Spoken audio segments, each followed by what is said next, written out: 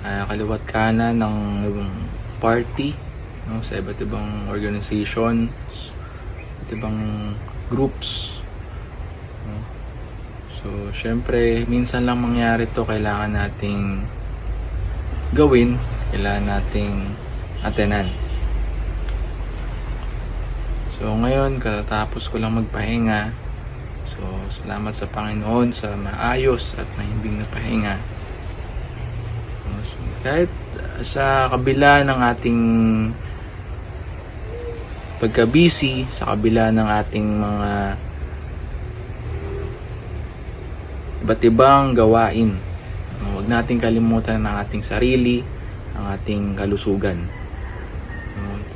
Lagi nating isipin na ang kalusugan ang siyang magbibigay sa atin ng kalakasan upang magpatuloy at magpursige sa ating mga plano sa buhay.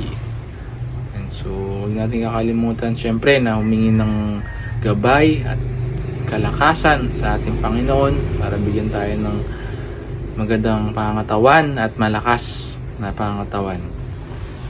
So, walang masama na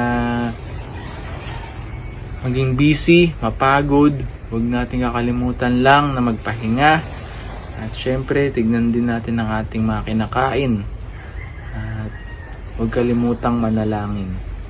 And so, sa lahat ang busy hanggang sa mga oras na to at sa buong panahon na to ng Kapaskuhan, lagi kayong mag-iingat, manalangin, at